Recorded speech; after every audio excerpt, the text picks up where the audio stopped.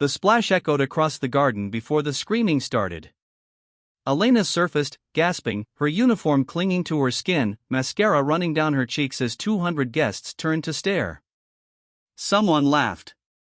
Someone else gasped. And standing at the edge of the pool, champagne glass still in his hand, was the groom-to-be, smirking like he'd just won something. But he had no idea that the man walking through the garden gate at that exact moment was about to change the rest of his life. Before we continue, if you enjoy stories where quiet strength eventually gets the recognition it deserves, hit that subscribe button now. Turn on notifications too, because this story has a turn you won't see coming. Alright, let's go back to the beginning. Elena Vasquez had worked for the Ashford family for almost 3 years.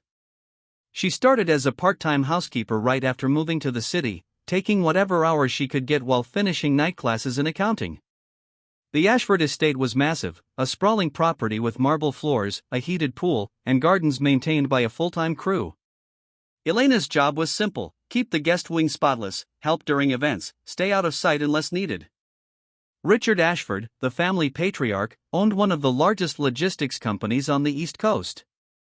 He was rarely home, always mid-negotiation somewhere between continents, but when he was present, he treated the household staff with a quiet decency that set him apart from most people in his tax bracket. He remembered Elena's name.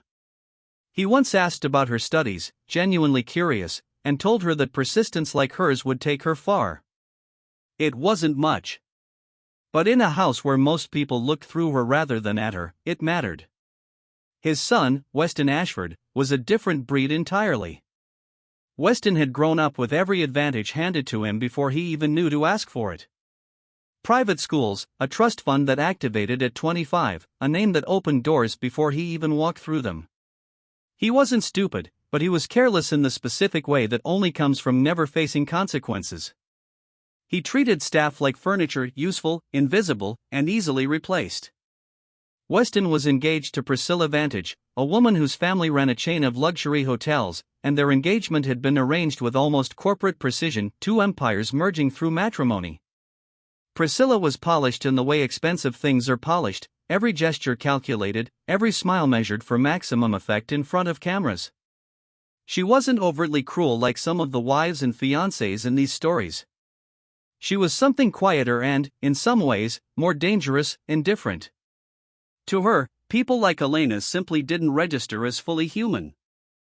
They were part of the scenery, like the marble columns or the imported roses.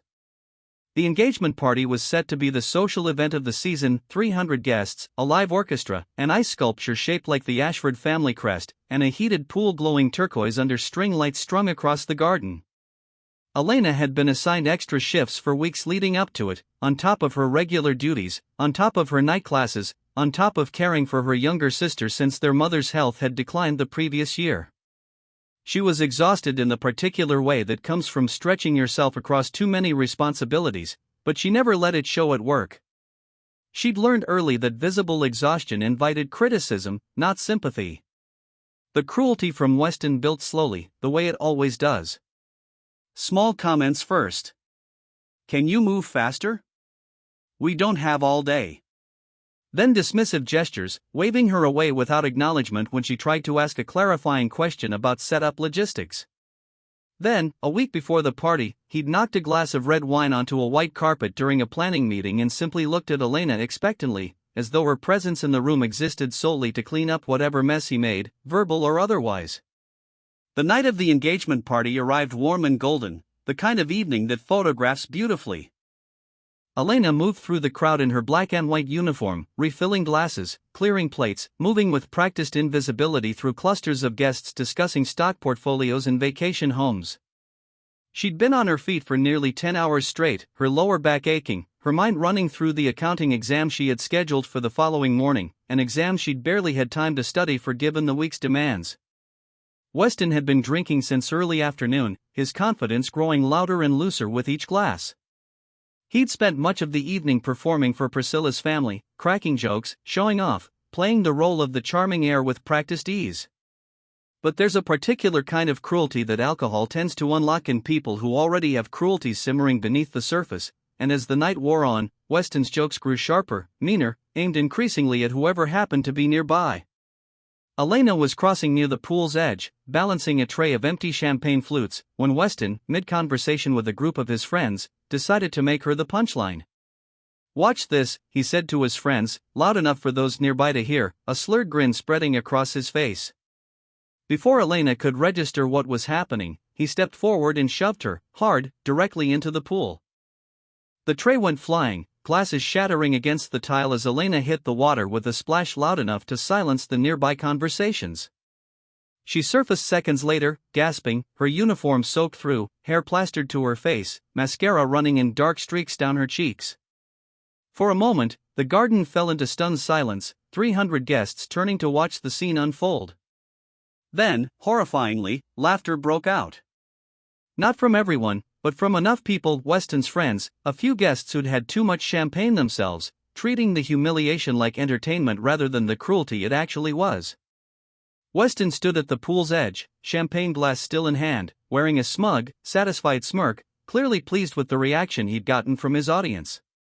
"Oops," he said, feigning innocence, playing to the crowd. "Guess she needed to cool off." Elena, treading water, humiliation burning through her chest hotter than any embarrassment she'd ever felt, searched the crowd for any sign of support, any sign that someone would step in. Priscilla, standing nearby, glanced at the scene with mild irritation, more concerned about the disruption to the party's flow than about the young woman drowning in humiliation in front of everyone. "Weston, honestly," she said, rolling her eyes, before turning back to her conversation, treating the entire incident as a minor social inconvenience rather than an act of genuine cruelty. What none of them knew, what Elena herself didn't yet realize, was that Richard Ashford had returned early from his overseas trip specifically to surprise his son at the engagement party, and he was walking through the garden gate at that exact moment, arriving just in time to witness his son's cruelty on full, humiliating display. The garden went quiet again, this time for an entirely different reason, as guests noticed Richard's tall figure standing frozen near the entrance, his expression shifting from confused to horrified as he pieced together what had just happened. He walked forward with deliberate, heavy steps, guests parting instinctively to let him through. "Someone get her out of the pool." "Now," Richard said, his voice cutting through the garden with an authority that silenced even the drunkest laughter instantly. Staff rushed forward with towels, helping Elena climb out of the water, her whole body shaking, not from cold, but from the sheer weight of public humiliation crashing down on her all at once. Richard turned to his son, his expression unlike anything Weston had seen from his father before, not disappointment exactly, but something colder, more final. "What did you just do?" he asked, his voice dangerously quiet. "Dad, it was just a joke," Weston said, some of his earlier confidence draining rapidly from his face as he registered the seriousness of his father's tone. "She's fine, look at her, she's fine." "She is not fine," Richard said, his voice rising now, carrying across the silent garden. "You pushed a member of my staff into a pool, in front of 300 people, for entertainment. Do you have any idea who you're talking about right now?" Weston blinked, confused by the question. "She's the housekeeper?" "She is a young woman working full-time while putting herself through school, supporting her sick mother and her younger sister, showing more discipline and character than you have ever demonstrated in your entire life," Richard said, each word landing like a verdict. "I've watched her work in this house for 3 years.